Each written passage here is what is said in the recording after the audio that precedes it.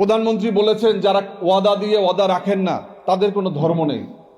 এখন জনগণ যদি কাউকে প্রশ্ন করে যে আমাদের প্রধানমন্ত্রীর ধর্মের নাম কি, আপনি কি উত্তর দিবেন মাননীয় প্রধানমন্ত্রী? আপনার কথাই তো আপনি ধরা খেয়েছেন।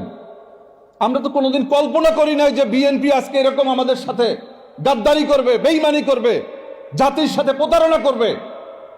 কারণ আমরা সিগনেচার করেছিলাম একত্রে ডক্টর ইউনূসকে সামনে রেখে সংসদ ভবনে। সেখানে উল্লেখ ছিল যে আমরা কোনো প্রশ্ন তুলব না, আমরা আদালতে যাব না এই জুলাই সনদ নিয়ে। আজকে আমাদেরকে কথা বলতেছে, আন্দোলন করা লাগতেছে। আমাদের এই নতুন বাংলাদেশে জুলাই শহীদদের বিচারের জন্য আমাদের আন্দোলন সংগ্রাম করা লাগতেছে। লজ্জা লাগে। তারপরও বিএনপি ক্ষমতায়। আপনারা যেভাবেই হোক ক্ষমতায় আসছেন, ক্ষমতায় আছেন, আপনারা ক্ষমতায় থাকেন, কিন্তু আমাদের অঙ্গীকার, আমাদের আকাঙ্ক্ষাকে কোনোভাবে গলা টিপে হত্যা করার চেষ্টা করবেন না, তাহলে ক্ষমতায় থাকতে পারবেন না। কারণ আমরা যদি বলি যে হাসিনা মতো আপনাদেরকে যেতে হবে, অনেকের কষ্ট হয়। আমরা দেখলাম যে গত কালকে না পরশু দিনে একজন প্রতিমন্ত্রী তিনি যেভাবে বগল দাবিয়ে যেভাবে উস্কানিমূলক বক্তব্য দিয়েছেন রাজপথে নেমে, আমরাও যদি রাজপথে নামি কি হবে? কি হবে? আমরা এই আজকে 2 তারিখ, এই 2 তারিখ ছিল অবস্থান কর্মসূচি। পুলিশের বাধা, আওয়ামী লীগ, যুবলীগ, ছাত্রলীগের বাধা উপেক্ষা করে এখানে আওয়ামী লীগের অফিসের সামনে তাদের নেতারা যেভাবে মরে মরে বসেছিলেন, সমস্ত রক্তচক্ষুকে উপেক্ষা করে তারপরে কিন্তু আমরা শহীদ মিনারে গিয়েছি।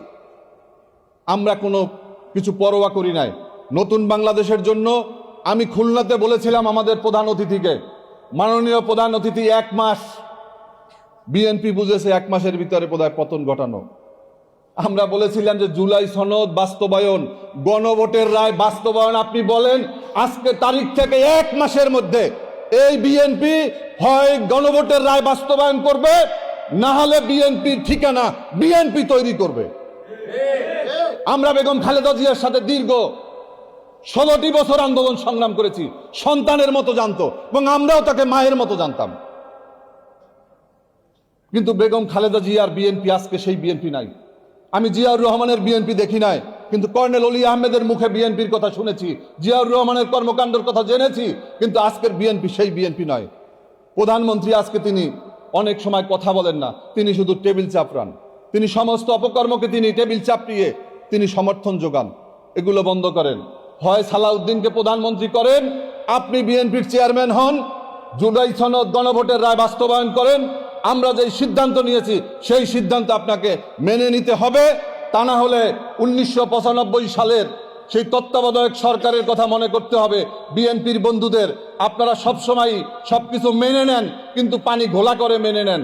আমরা চাই না বাংলাদেশের মানুষের সামনে আপনাদের সেই ঘোলা পানিতে আপনাদেরকে আমরা বাধ্য করি।